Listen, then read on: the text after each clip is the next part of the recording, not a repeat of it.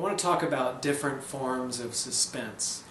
Now, the reason I don't want to talk about the different forms of suspense is that the difference between formulaic and exploratory writing, fiction writing, is that we're not trying to reach the definitive. We're not going to say, okay, this is all that writing is ever made up. We're leaving it open. We're deciding ahead of time that we may never discover all the different forms of suspense, that there may be forms of suspense that have never been used before. To me, it seems pointless to look for the definitive in approaches to creativity. Looking for the definitive in things can be useful in other fields of knowledge and whatnot, but in creativity it defeats the purpose. The last thing you want to do is fence yourself in. I'm going to talk about different forms of suspense. Now, if I covered the same subject a year from now, I could have discovered, hopefully I'll have discovered new forms of suspense and new forms of creativity in the time being, and then it would be a totally different video. One form of suspense that is used a lot in movies, and that I notice turning up in fiction more often, is a setup where the viewer knows something is going to happen. In many cases, knows pretty much what it is that is going to happen, and knows that it will probably happen in the next few seconds, and is just waiting for it to happen. So when you're writing your story, if in the course of the story you know that something major is going to happen, and you know that the reader probably knows that something major is about to happen, like, you know, say that there's a camp and there's a missile flying in, and that people in the camp are doing what they can do. At that point, you know the viewer is pretty sure that it's just a matter of time before that missile strikes. And what you could do is you could go ahead and take advantage of that moment, and you could even prolong it, because the viewer knows it's going to happen, and it is going to happen in your story, and you can create added energy, added suspense, added interest from the viewer by prolonging that moment a little bit. And so the camp is going to get blown up, but in the meantime you could go ahead and have more. You could have them folding the lawn chairs and packing the Tupperware away to, you know, because you know it's going to happen anyway. There's the story, and then there's the journey the viewer or reader takes through the story, and those are two different things. So you can have during the course that the reader takes through the story, they don't know the whole story. When they reflect upon that story, they may enjoy the story in that way, but while they're taking that journey of receiving that story stage by stage, that's a different experience. So while they're taking that journey through your story, they may not get all out of it that they could, and you can enhance it by creating suspense in a very common, and I don't mean this lessens it in any way, but one that is a technique that is used very often these days, is to go ahead and put one of the, you know, it could be the climactic event, it could be, a lot of the times it's what happens right before the main climax of the story. They put that at the beginning. So when you're first introduced to the story, you have the protagonist bleeding on the side of the road, you know, watching their town burn down, and then they you know, but this takes place towards the end of the story. But then they go back to the you know, when the protagonist is just starting out on their adventure. And so the whole time the viewer knows, with each thing that happened, gains a certain excitement because the viewer knows that where that will lead. And if they didn't, if you hadn't put that in the beginning, those same events that happen through the story would not be exciting or as exciting, because the reader doesn't equate it to the conclusion. They don't think, well, everything that they're doing is going to lead to this very exciting, terrible, wonderful event, where we don't know what's going to happen towards the end. Another thing you can do is you can set up a pattern. As an example, you can set up a pattern of defeat. So, towards the beginning of your story, you can have your protagonist trying to achieve a goal or trying to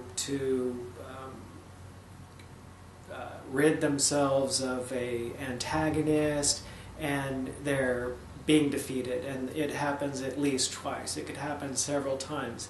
And so this creates situations where before the next defeat, the viewer is expecting,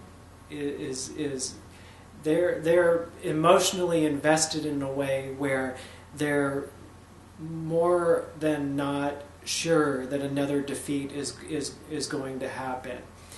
And in this way, there's suspense. If you have the story so simple that, let's say that they want to make it to the top of a mountain, and they make it, and end of story.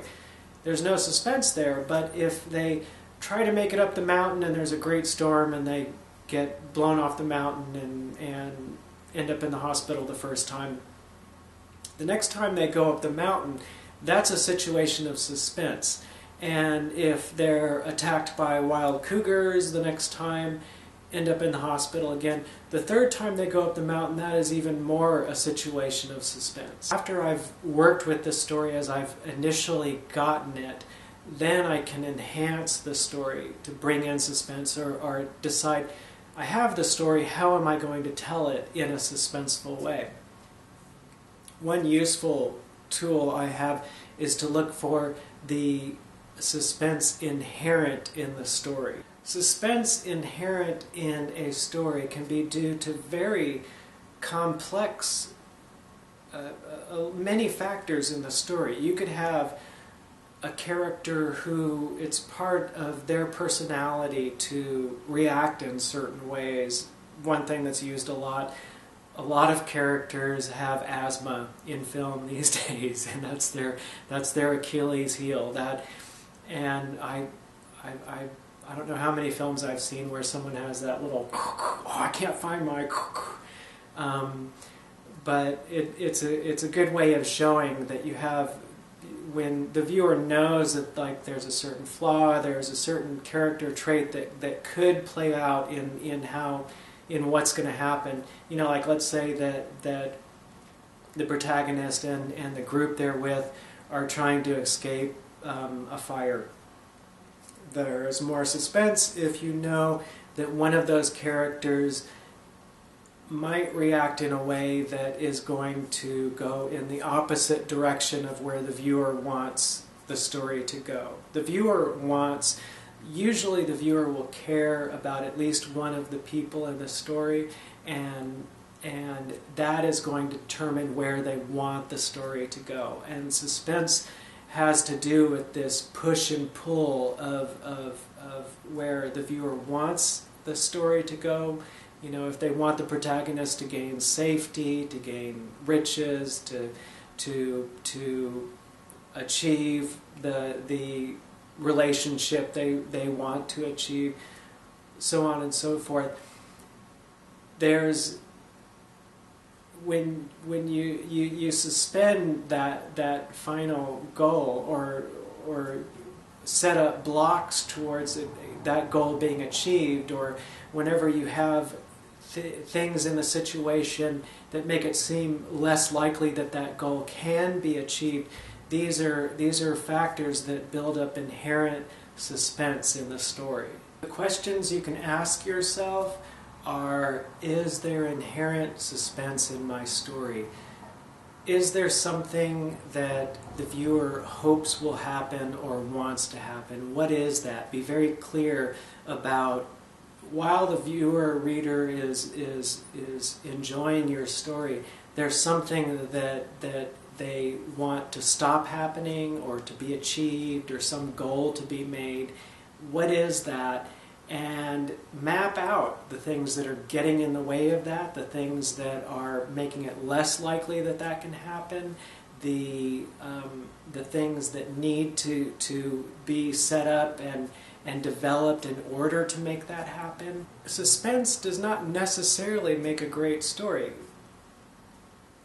When I'm writing, if I'm working on a story where at the time being it's all about who the characters are and how they get along together, I'm not necessarily writing for suspense at that point. A story, you can have great stories that are not based on suspense. So this is not a must-do about good writing. This is just one way of looking at writing and one way of enhancing what you're already working with. Now, for most people, the idea about you don't need to invent the wheel, that's perfectly reasonable advice. But for the artist, that is terrible advice. Time and time again, writers, artists want to reinvent the wheel. Why? Because it's not going to be a wheel. It's going to be something else. And it is that approach that we get closer to some of the most fantastic joys of creating art.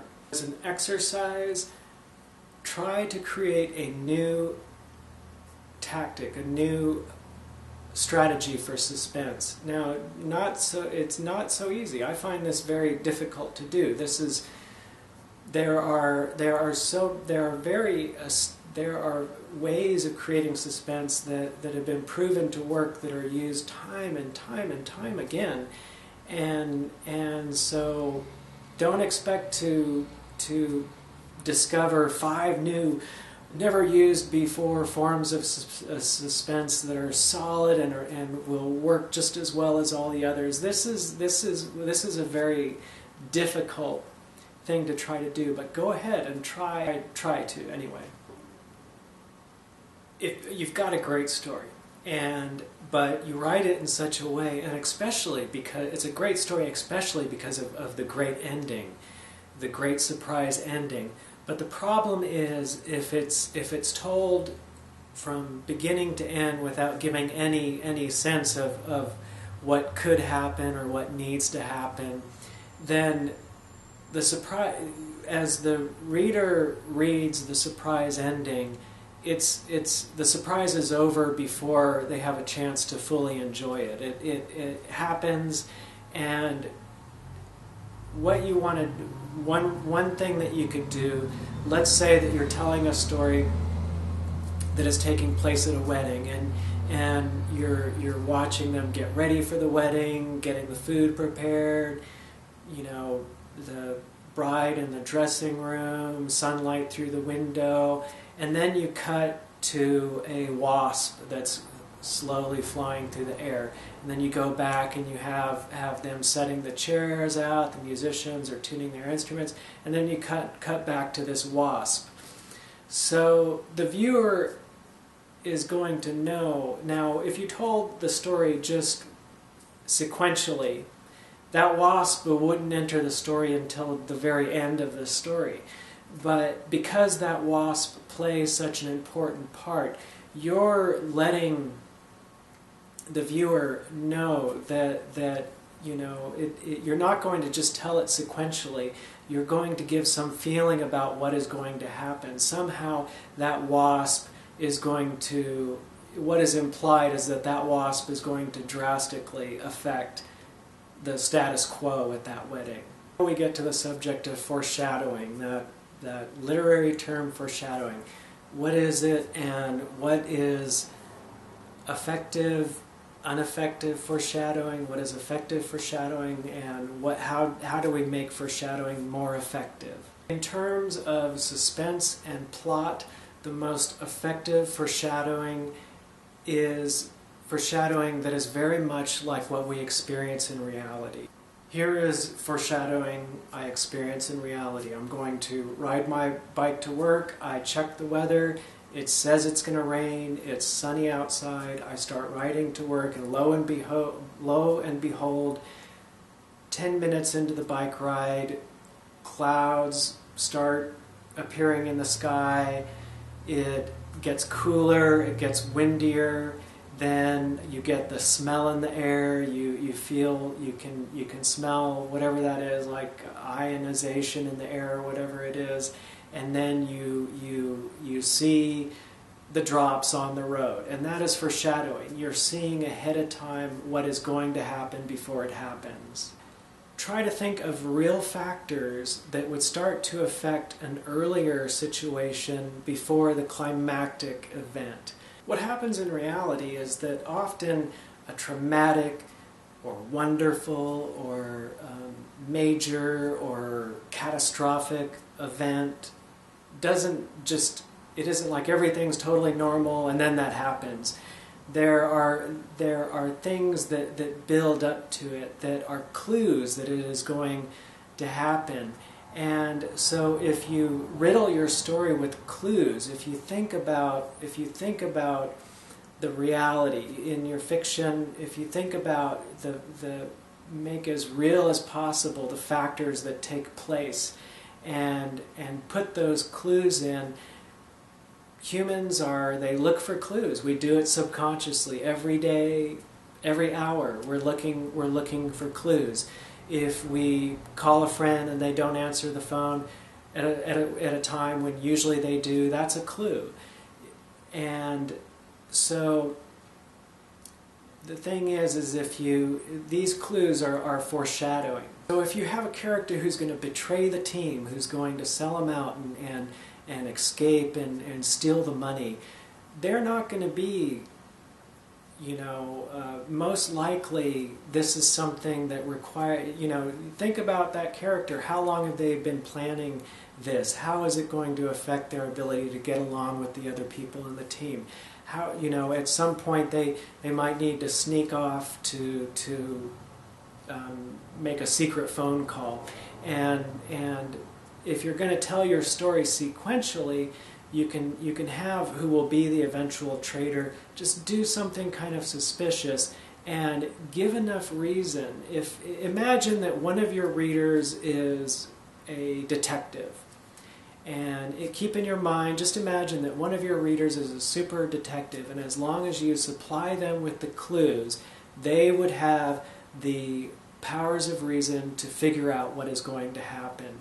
And if you do that, you'll be putting effective foreshadowing into your story. One thing that you could read is you could read Catcher in the Rye and The Bell Jar. Read both of those novels and keep in mind that both of these are similar in that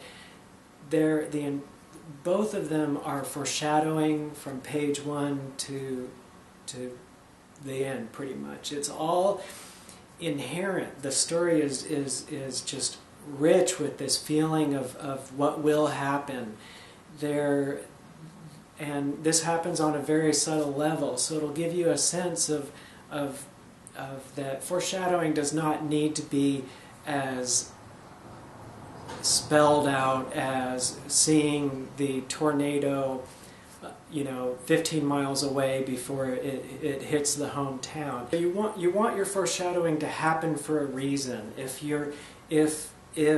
the ship is going to get blown up, having a musician on board the ship in the first chapter sing a song about a ship getting blown up is not necessarily organic because they aren't necessarily connected. Think of foreshadowing as where whatever is going to happen, its effect has the very beginning stages of its effect are already happening, and people are just picking up those very, very early indications of what will build to a significant event. Now, if the musician on board the ship in the first scene has a bomb that they are bringing on board the ship, and then later on in the chapter, in the evening, they're singing a song about the ship blowing up. That would be effective foreshadowing. As an exercise, the next time you watch a movie, read a book, look for the strategies of suspense. Think of it like a game. Ask yourself, okay, what exactly, what is their game plan here? What are they doing here to create suspense? If you have discovered a new strategy for suspense and you're willing to share, please leave it in a comment, and please hit the like button. And when you hit the like button, you're voting to have me make more of these videos, and subscribe. Also, please, if you have any time at all, check out, I'm working on an illustrated story that I'm posting in video form at solomation.com. It's called Terrible Immunity. I just put up episode 5. You can view all of these for free. And when I see that I'm getting views on my episodes, my life's work, what I really live for, it encourages me to make more of these tutorials. I hope your writing goes great. I hope that you have new discoveries, and it brings you more intrigue in your life, and I hope you have a good day. You always have a lot of choices. You can always add to your story. You can always add a roadblock. You could always add where, the phrase "one step forward, two steps back." If you can always make it more of a struggle for the characters and the characters to make it to what they need to happen, because the thing is like. I think I remember hearing someone say that, like, someone who really was like so much an extreme hiker that later he joined the Mountaineer Club, said that the best food is the food that you taste after a long hike. This was on in the Olympic Mountains, and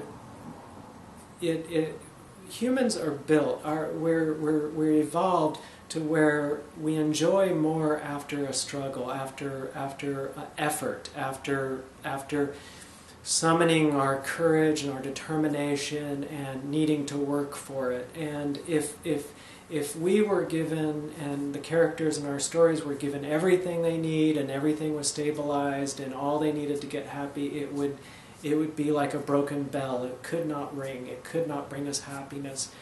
We get happiness. Our brain produces those chemicals that give us feelings of happiness when we go for the most difficult goal, where we achieve that which we really want to achieve, which is even less likely that we can achieve it. And this human reality, this reality of the human condition, is when you have that happening in your story, that makes for a more enjoyable, more suspenseful story.